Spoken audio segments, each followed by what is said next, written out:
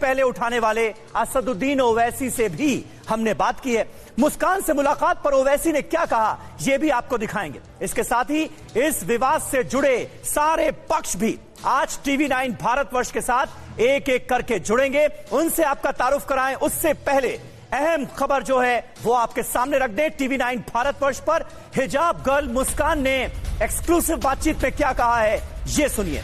मैं अपने अधिकारों के लिए लड़ाई लड़ रही हूं। मैं कल असाइनमेंट जमा करने गई थी अपने स्कूल। मुझे हिजाब और बुर्का उतारने को कहा गया कि पहले हिजाब और बुर्का उतारिए, उसके बाद कॉलेज में प्रवेश कीजिए। मैंने अल्लाह को याद किया, किसी के खिलाफ कुछ नहीं बोला। इस मामले को हिंदू मुस्लिम मत बनाइए और इसकी बुनियाद पर डिवाइड मत करिए, ये बड़ी बात कही है मुस्कान ने। कल असाइनमेंट सबमिट करने के लिए गई थी, वहाँ सारे लड़के मुझे घेर लिए थे और बोला कि तू बुर्का नहीं पहन सकती, अगर तू बुर्का पहनी तो तू वापस घर चले जा। यू आर नॉट, तू अलाउड नहीं है कॉलेज को जाने को क्योंकि तू बुर्का पहनी है। तू हिजाब भी काट, बुर्का भी काट, इधर ही काट, अंदर जा, या तो फिर तू घर वापस चले जा। बट मैं अंदर आई, फिर गाड़ी पार्क किया, फिर मैं जब जा रही थी सब लड़के मुझे अटैक करने के लिए आए। वो उनका स्लोगन दे रहे थे और मुझे बोला कि बुर्का काट, नहीं तो तुझे कॉलेज में अलाउड नहीं करेंगे करके वो बहुत गुस्से से आए मुझे अटैक करने के, मतलब ऐसा किया। फिर मैंने भी उनको बोला, I was not scared just because my Allah is with me, then why should I get scared. मैं मेरे अल्लाह को याद कर रही थी क्योंकि वहाँ वैसा सिचुएशन था, इसलिए मैंने मेरे अल्लाह को याद किया ताकि मुझे हिम्मत मिले। मैं कोई कैस्टिज्म नहीं कर रही कि हम मुसलमान है वो हिंदू है, मैं कुछ वैसा नहीं कर रही। मैं अपने राइट्स के लिए फाइट कर रही हूँ, मैं अपने एजुकेशन के लिए फाइट कर रही हूँ।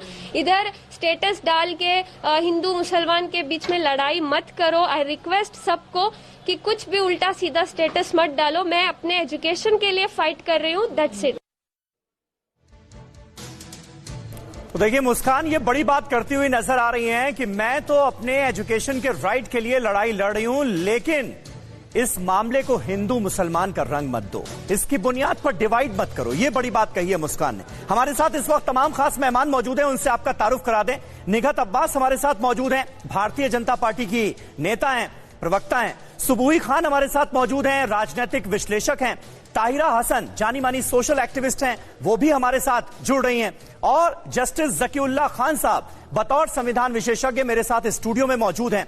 मेरे साथ मेरी सहयोगी शालिनी भी मुझे स्क्रीन पर नजर आ रही हैं। शालिनी इस वक्त जामिया मिलिया कॉलेज में है और वहां पर लोगों की राय जानने की कोशिश कर रही हैं। और सुमंत हमारे एक और सहयोगी इस वक्त हमारे साथ जुड़ चुके हैं मेरठ से। इन सब का हम रुख करेंगे, लेकिन सबसे पहले निघत अब्बास मैं आपके पास आऊंगा क्योंकि हम ये देख रहे हैं कि इस मामले की बुनियाद पर राजनीतिक ध्रुवीकरण करने की कोशिश भी की जा रही है। इस मामले का राजनीति से क्या वास्ता? जब एक मामला उठता है, लड़कियां अपना हक मांगती हैं और डिमांड करते हुए कर्नाटक हाईकोर्ट में गुहार लगाती हैं और कर्नाटक हाईकोर्ट को आज इस मामले की सुनवाई करनी है, तो फिर इस मामले को राजनीतिक रंग क्यों दिया जा रहा है? नहीं, बिल्कुल आप समीर, बिल्कुल आप सही और सच्ची बात बोल रही हैं कि इस मामले को बिल्कुल भी हमें इस समय राजनीतिक रंग नहीं देना चाहिए। इस समय क्या, इस मामले को कभी देना ही नहीं चाहिए, क्योंकि अगर हम या कोई भी व्यक्ति 18 साल से जो कम उम्र के बच्चे हैं या 18 साल की, ये सब स्टूडेंट्स हैं, पढ़ने लिखने वाले स्टूडेंट्स हैं, अगर हम इनके कंधे पे बंदूक रखकर अपनी राजनीतिक रोटियां सेकेंगे, इनके कंधे पर बंदूक रखकर चलाएंगे, तो कहीं ना कहीं ये हम में कमी, उन बच्चों में कमी नहीं है। कल जिस तरह का नजारा स्टोरीज में देखा गया, आपने भी दिखाया कि जैसे बच्चे एक दूसरे के पीछे भाग रहे हैं, एक जय श्री राम का नारा लग रहा है, एक अल्लाह अकबर का नारा लग रहा है। मतलब ये पब्लिक आउटरीच कहीं ना कहीं अनजस्टिफाइड है और ये नहीं होना चाहिए। दोनों तरफ से ये चीजें गलत हो, पर हमें समझना पड़ेगा कि ये एक अनजस्टिफाइड डिमांड को मद्देनजर रखते हुए भी हुआ है। ये इंस्टिगेट वहां से हुआ है। अब सब छोड़ देते हैं, हम एक नॉर्मल, हम पॉलिटिकल छोड़ देते हैं, हम रिलीजियस छोड़ देते हैं, हम सिर्फ और सिर्फ एजुकेशनल इंस्टीट्यूट के पर्सपेक्टिव से बात करते हैं। यूएई, यूनाइटेड अरब एमिरेट्स, एक मुस्लिम, एक इस्लामिक कंट्री है। वहां पर दुबई, अबू धाबी, बड़े बड़े शहर हैं, बहुत ही डेवलप अच्छा नेशन है जी। मेरे बहुत सारे कजिन्स, मेरी बहुत सारी फैमिली के मेंबर्स दुबई में रहते हैं, उनकी बच्चियां भी स्कूल जाती हैं और वो भी एक यूनिफॉर्म यूनिफॉर्म को फॉलो करती, वही यूनिफॉर्म वो पहनकर जाते, कोई हिजाब और निकाब नहीं पहनता।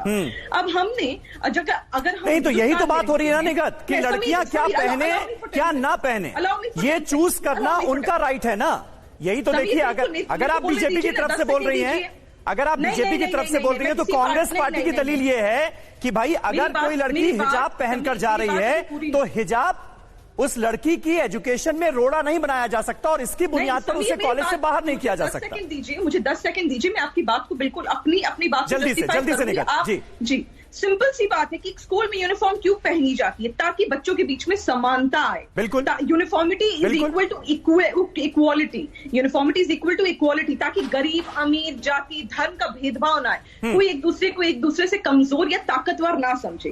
अगर अब आप स्कूल में अपने तरीके से जाओगे, अपने धार्मिक तरीके से जाओगे, तो आप कहीं ना कहीं एक पढ़ाई के घर को अपना घर या फिर अपना धार्मिक घर बनाओगे, वो नहीं करना ना। वहां पढ़ाई करने जा रहे, यूनिफॉर्मिटी का पालन होना चाहिए और यूनिफॉर्मिटी का पालन होना चाहिए। ठीक है, ये दलील रखी गई है, ये दलील दूसरी तरफ से रखी भी गई है। तायरा हसन हमारे साथ मौजूद हैं। तायरा जी, किस तरह से आप इस पूरे डिस्प्यूट को देखते हैं, और क्या बेवजह का विवाद एक छोटे से मुद्दे को तूल देकर खड़ा करने की कोशिश है क्या, और ये हमारे समाज में कैसे दोनों ही तरफ कट्टरता कैसे हावी होती जा रही है, ये भी दिखा रहा है क्या? बिल्कुल, देखिए मैं हमेशा कहती हूँ दोनों तरह के fundamentalist, they are two sides of the same coin. जी ये चाहते ही ये पोलराइजेशन, लेकिन मैं सलाम करती हूँ मुस्कान को, जिसने कहा कि इसको पोलराइज मत कीजिए, गॉड से, अल्लाह के वास्ते, भगवान के वास्ते, ये हमारे शिक्षा का मामला है। हाँ। हमारे कॉन्स्टिट्यूशनल राइट का मामला है। देखिए, right to education is entreat in constitution and this largest democracy is run by constitution. तो उसमें ये इंश्योर्ड है कि मिलना चाहिए। अगर मैं मानती हूं कि uniformity is essential in school, मैं बहुत साफ कह रही हूं कि एक वर्ड लिया जाए, लेकिन इसको आप एडमिशन के वक्त बच्चों को और उनके पेरेंट्स को, माता पिता को बता दीजिए ना, बिफोर एग्जाम आप क्यों बता रहे हैं? ये पूरा फ्यूचर स्टेक पे है बच्ची का। उसके बाद ये हिम्मत देखिए, जज्बा देखिए, ये प्यार देखिए देश और देश के लोगों से, कि वो कह रही कि इसको कम्युनल रंग मत दीजिए, फॉर गॉड से। इसको एक शिक्षा की तरह देखिए और सोशल मीडिया पर भी इसको कम्युनल रंग मत दीजिए। है ना, पार्टी से ऊपर उठ के अपनी बेटियों, अपनी बच्चियों के बारे में सोचिए।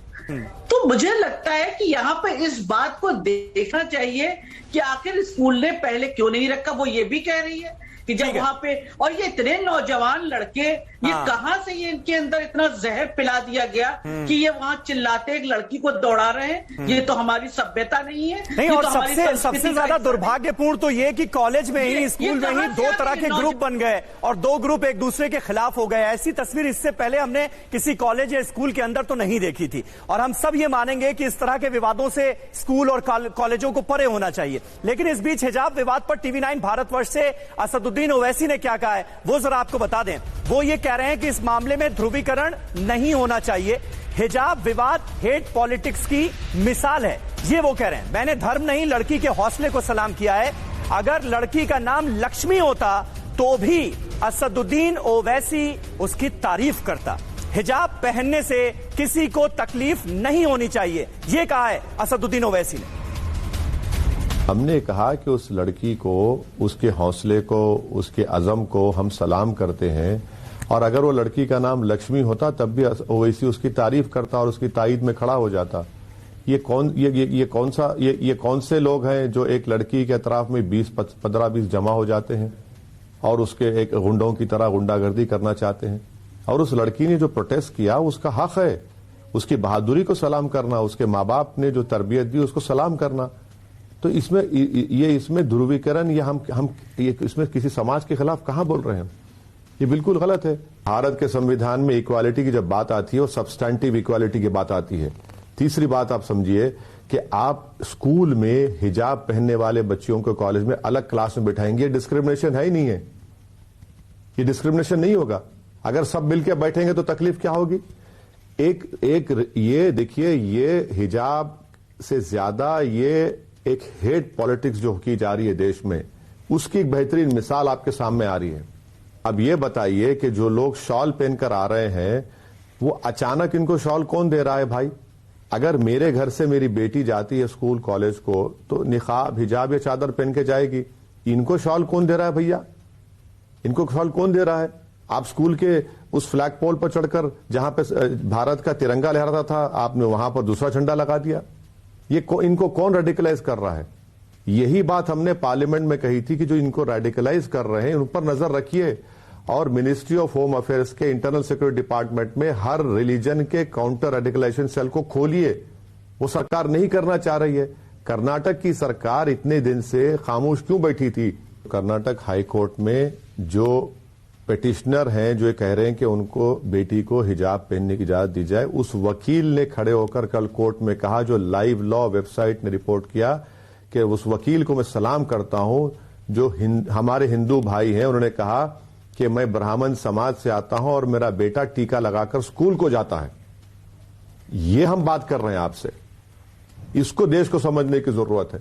इंशाअल्लाह ताला अगर मुझे मौका मिला तो मैं खुद उस लड़की से मिलूंगा, बल्कि उस लड़की के कल की उस बहादुरी से मुझे हौसला मिला है, मैं उसको सलाम करता हूं। अल्लाह उसकी हिफाजत करे, अल्लाह उसको और ऊंचाइयों पर लेकर जाए, अल्लाह उसको देश के लिए और हो सके कि वो देश का नाम और रोशन करे।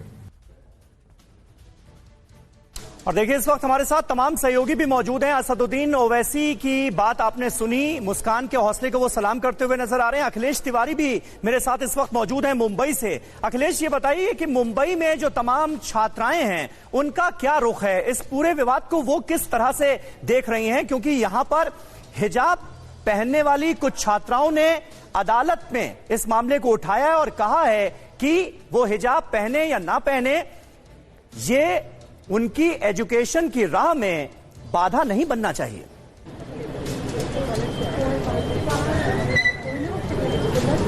जी बिल्कुल समीर, हमारे साथ कुछ स्टूडेंट है यहाँ पर मुंबई में, और हम इनसे जानने की सीधी कोशिश करेंगे कि हिजाब का जो विवाद उठा है उस पर आप क्या कहेंगे। जी, पहली बात तो ये जो बैन जो भी निकला है वो तो हो ही नहीं सकता। फ्रॉम आर्टिकल 15 आप देखो तो डिस्क्रिमिनेशन इज प्रोहिबिटेड, किसी भी रेस, कास्ट, रिलीजन, सेक्स, हर चीज से। तो आप बोल ही नहीं सकते हो कि ये विवाद है या ये बैन है, हो ही नहीं सकता, क्योंकि ये हमारा राइट, बर्थ ऑफ राइट है, it's given by our constitution, और कॉन्स्टिट्यूशन के साथ ये हमारा नेचुरल राइट भी है जो हमें करना है। तो ये बैन नहीं होता है बिल्कुल भी। तो क्या कोई ड्रेस कोड अगर सेटअप किया जाता है तो आप लोग उसके तैयार हैं? अगर नहीं तो आप हिजाब पहन के ही मतलब। देखिए, अगर स्कूल की बात है तो स्कूल में ड्रेस कोड होता है, बट कॉलेजेस में कोई ड्रेस कोड नहीं होता है। तो हम कॉलेजेस में और फॉर बोर्ड एग्जाम वहाँ पे भी कोई ड्रेस कोड अलाउड नहीं है। तो जैसे हम लोग बुरखे में देना चाहे, हिजाब में देना चाहे, किसी में भी देना चाहे तो हमें देना चाहिए। आप क्या कहेंगे? First of all I would like to say that कि this niqab, this hijab is given to us as a religion, and in Islam this is compulsory, mandatory to wear, and किसी के बोलने पर we will not remove it, and also it is there in Indian constitution, the secularism word. Now where is the secularism? Secular country बोलते हैं, लेकिन किधर? We are not able to see where is the secularism seen? Like in the name of secularism, people are doing villainous of things. They are being villain. They are not letting that girl do whatever they want. They are not letting her cover her face or body or wear niqab. This is something very bad. You are not supposed to stop someone. Freedom. Everybody has the freedom to do whatever they want, right? So we will wear niqab. We will cover our faces, and we will move into the college just like this. Sameer, आपने सुना कि मुंबई, ठीक है अखिलेश, जो राय निकलकर सामने आ रही है छात्राओं की वो बहुत क्लियर है। हमारे साथ इस वक्त कई खास मेहमान मौजूद हैं, और जस्टिस ज़कीउल्लाह खान साहब का मैं सबसे पहले अब रुख करना चाहूंगा, क्योंकि देखिए खान साहब, जो तर्क अदालत में दिए गए, वैसे सबकी अपनी अलग अलग राय हो सकती है, लेकिन जो तर्क अदालत में इन छात्राओं की तरफ से दिए गए हैं वो ये है कि हिजाब ना पहनने देना हमारे मौलिक अधिकारों का उल्लंघन है, और ये आर्टिकल 14 और 25 का भी उल्लंघन है। इस बुनियाद पर हमें हिजाब पहनने के बाद भी कॉलेज में पढ़ाई की इजाजत मिलनी चाहिए। ये तर्क अपने आप में कितना बड़ा आप मानते हैं और कितना सही है? ज़कीउल्लाह खान साहब, आप हेलो। जहां तक कॉन्स्टिट्यूशन का सवाल है, कॉन्स्टिट्यूशन में ऐसे सेफगार्ड हैं कि किसी को कंपेल नहीं किया जा सकता, आर्टिकल 15, आर्टिकल 25(1), और उसके साथ साथ फंडामेंटल ड्यूटीज जो हैं, राइट तो सभी लोग क्लेम करते हैं, लेकिन राइट तो तभी होंगे जब कोई दूसरे लोग उसको मानने वाला हो। इसलिए फंडामेंटल ड्यूटी को अलग नहीं किया जा सकता। अगर कोई आदमी अपने राइट एक्सप्रेस करना चाहता है तो दूसरों को बाउंड है कि अपनी ड्यूटी करे और ड्यूटी के हिसाब से अपना काम करे। ये नहीं हो सकता एक लड़के, एक तो दूसरी बात ये, सबसे बड़ी बात तो ये जो पिक्चर में दिखाई पड़ रही है कि तमाम लड़के एक लड़की के पीछे पड़े हुए हैं और चिल्ला रहे हैं, पीछे पीछे भाग रहे हैं और ऐसा कोशिश कर रहे हैं जिनसे महाभारत के द्रौपदी का चीरहरण हुआ। गलत था ही, वो तो गलत था ही, दुर्भाग्यपूर्ण था ही। दूसरी बात ये, किसी भी लड़की को आप हैकल तो नहीं कर सकते, ये तो कानूनी जुर्म भी है मेरे हिसाब से। दूसरी बात, लेकिन जस्टिस खान, मैं बस ये जानना चाह रहा था, जैसे आपने कहा कि ठीक है उनको हिजाब के साथ पढ़ाई करने का राइट स्कूल के अंदर मिलना चाहिए, लेकिन स्कूल में एक ड्रेस कोड भी होता है। अभी जैसे मुंबई से हमारे साथ कुछ छात्राएं थी, उन्होंने पूरा बुर्खा पहना हुआ है, पूरा बुर्खा पहना हुआ है जिसमें सिर्फ आंखें नजर आ रही हैं। वो कह रही है मुझे इसी पोशाक के साथ स्कूल में पढ़ने की इजाजत मिलनी चाहिए। तो क्या ये संभव है? क्या ऐसा है कि ड्रेस कोड का जहां तक यूनिफॉर्म का क्या होगा, ड्रेस कोड का क्या होगा? ड्रेस कोड का जहां तक सवाल है वो यूनिवर्सिटी और बड़े कॉलेजेस में कभी नहीं होता है, कॉलेज में नहीं, लेकिन स्कूल की बात कर रहे हैं। स्कूल तक में होता है और स्कूल्स में वो कोएड और अलग अलग सेक्शंस है। अगर उसमें कोई लड़की अपने आप को एग्जिबिट नहीं करना चाहती है तो वो कोएड में नहीं जाएगी, इसलिए वहां तो मसला होता ही नहीं, स्कूल का कोड का कोई सवाल ही नहीं उठ पाता। और जहां तक कॉलेज है, कॉलेज यूनिवर्सिटी में कोई ड्रेस कोड नहीं। हमारे साथ तमाम ऐसे लड़के पढ़ते थे जो धोती पहन के आते थे, बड़ी बड़ी चोटियां रखते थे, इवन आईपीएस ऑफिसर्स तक कैप के बाहर चोटी निकली होती थी और कभी किसी आईजी ने या डीआईजी ने या डीजी ने नहीं कहा कि भाई चोटी कटा के आओ, चोटी रख के करते थे और कोई परवाह भी नहीं करता था। इसलिए ये जो तरीका है कहने का कि फला ये पहने हुए और ये कपड़े पहने हुए, तो कपड़े में आप कैसे एतराज कर सकते हैं? कपड़ा एक शरीर को ढकने का अपैरल, वो एक तरीका है, अपने आप को नुमाइश ना करने का उसका अपना अपना तरीका है। और एक आता पूरी तरह कवर करके आता है, एक लड़की आती है पूरी तरह हर तरह खोल के आती है, तो उसका दोनों में कंपैरिजन नहीं किया सकता। एक तो अपनी चॉइस, दूसरी बात अपना एक पर्टिकुलर राइट्स, एक पर्टिकुलर ट्रेडिशन, इन सब के बीच में ये होता है। ठीक है, मैं समझ गया। अंबर जैदी भी हमारे साथ जुड़ रही हैं, सोशल एक्टिविस्ट हैं। शोएब जमई हमारे साथ इस वक्त जुड़ रहे हैं और साथ ही साथ प्रोफेसर जुनैद हारिश भी हमारे साथ स्टूडियो में इस वक्त आ चुके हैं। शोएब जमई साहब, अब सवाल आपसे, क्योंकि जहां तक मेरी थोड़ी बहुत जानकारी है, इस्लाम में भी इस बात की ताकीद की गई है कि लॉ ऑफ द लैंड जो है वो सुप्रीम है।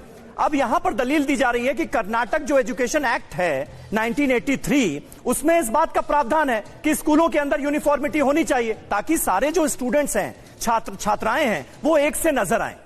अगर ऐसा है तो फिर तो ये कॉन्सेप्ट कहां तक समझ में आता है? जो लड़कियों की तरफ से दलील दी जा रही है उसे कैसे जस्टिफाई किया जाएगा?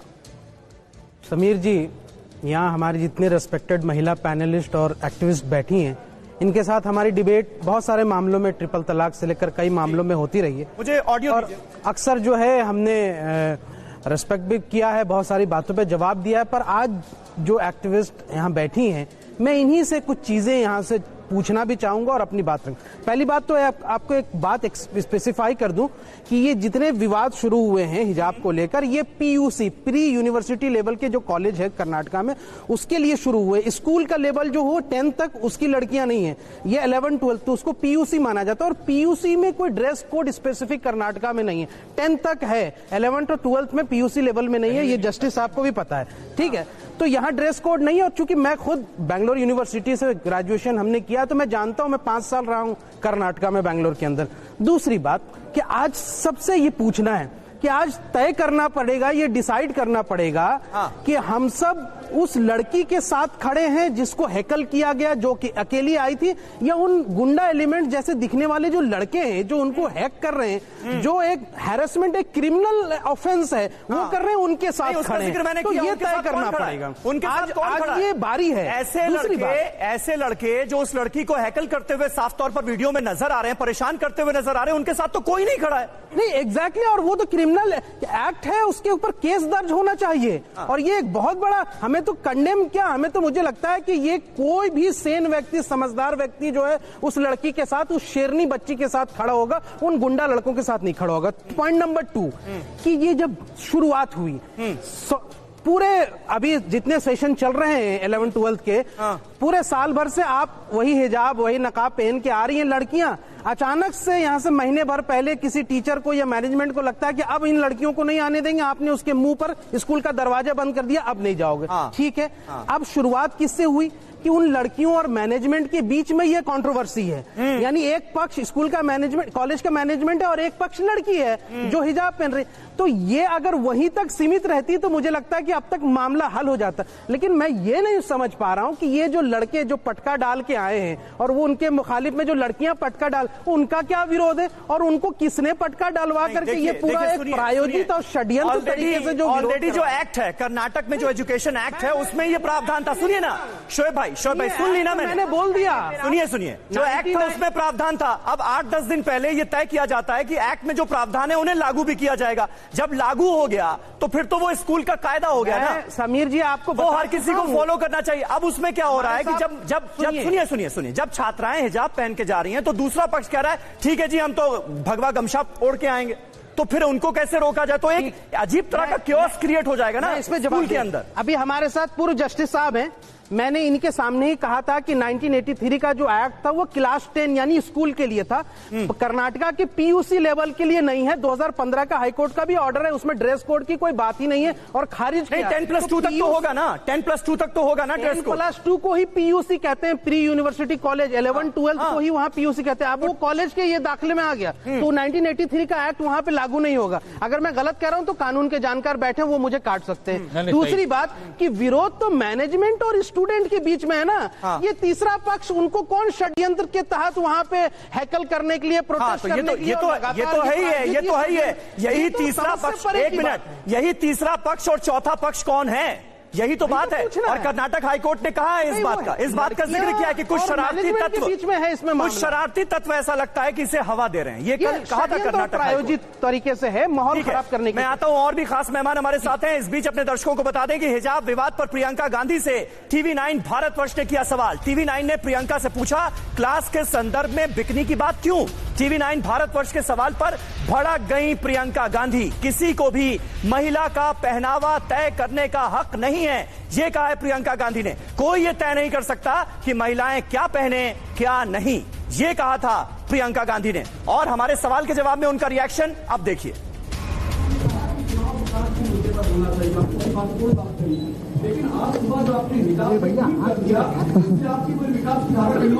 अच्छा क्यों मैंने हिजाब पे बहस छेड़ी है?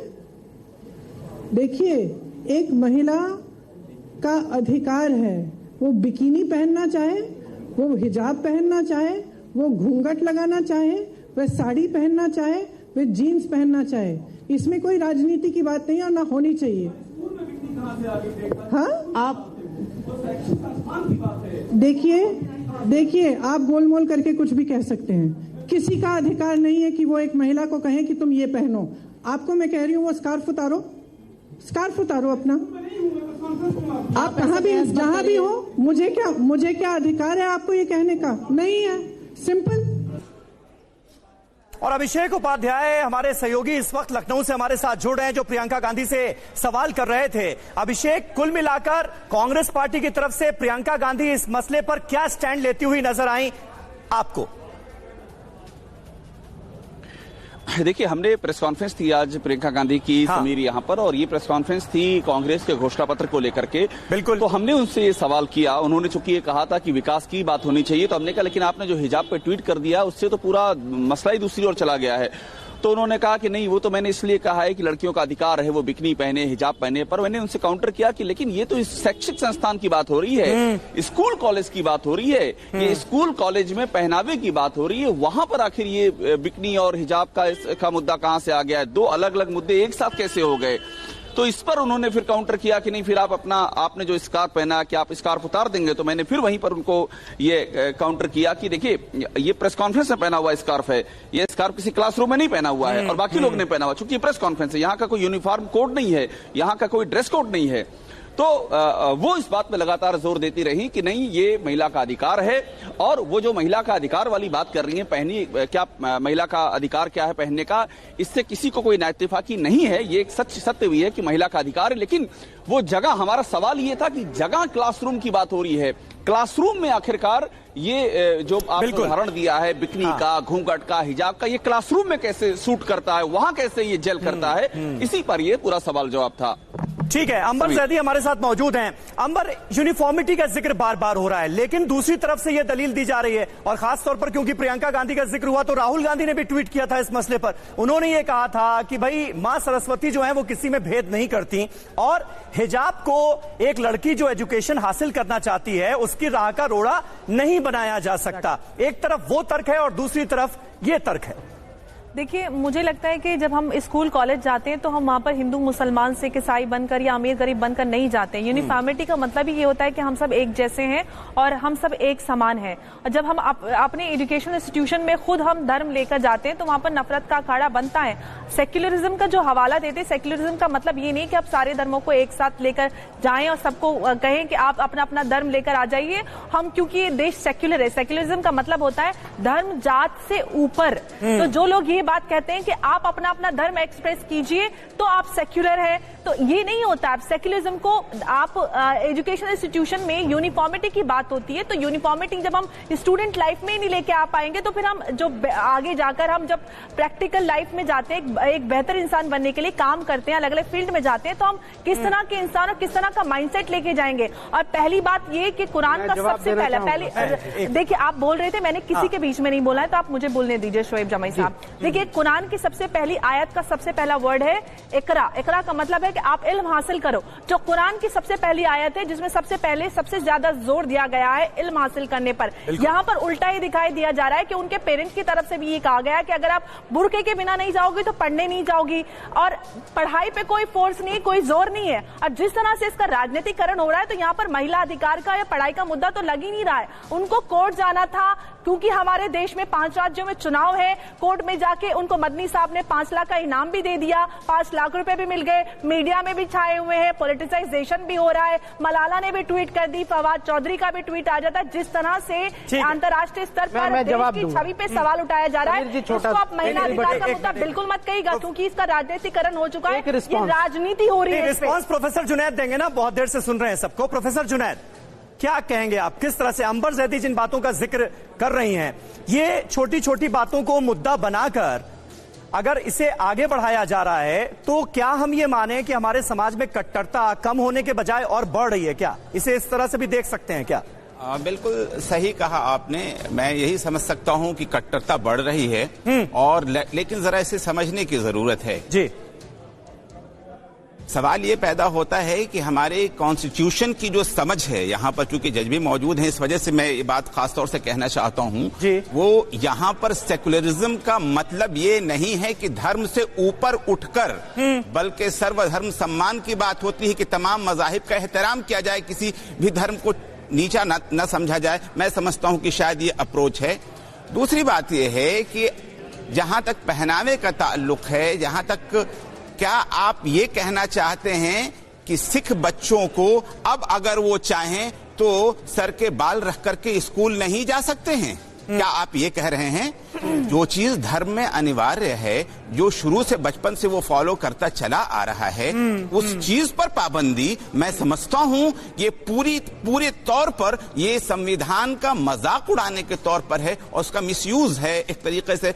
असल परेशानी कहां से शुरू हो रही है? मैं समझता हूं जो काम करने का है मुल्क के अंदर, वो ना करके आपस में फितना व फसाद बर्पा करके मैं समझता हूं लोगों को लड़ाने का काम हो रहा है। ये बहुत अफसोसनाक। ठीक है, आपके हिसाब से भी यानी हिजाब पहनकर अगर लड़कियां जा रही हैं तो ऑब्जेक्शन नहीं होना चाहिए था। एजुकेशन हासिल करने में किसको होना चाहिए? समीर जी ये बताइए कि अगर ये नहीं एजुकेशन हासिल करते तब आप मुझ पे कीचड़ उछालते ना कि ये देखो मुल्ले यहाँ से घर में बंद कर दिए लड़कियों को। और अरे वो एजुकेशन, वो डॉक्टर बनेगी, इंजीनियर बनेगी, जो भी बनना चाहेंगे, लेकिन वो पढ़ तो रही है। बड़ी मुश्किल से मुसलमान कौम के माँ बाप ये तैयार तैयार हुए कि अपनी बच्चियों के स्कूल भेजेंगे, कॉलेज भेजेंगे, वो पढ़ के बिल्कुल भेजना भी चाहिए। और आज आप उसमें राइडर लगा के उसको डिस्करेज कर रहे हैं, उन माँ बाप को टॉन्ट और ट्रॉमेटाइज कर रहे हैं, वो अपनी बच्चियों को दोबारा नहीं भेजने की हिम्मत करेंगे।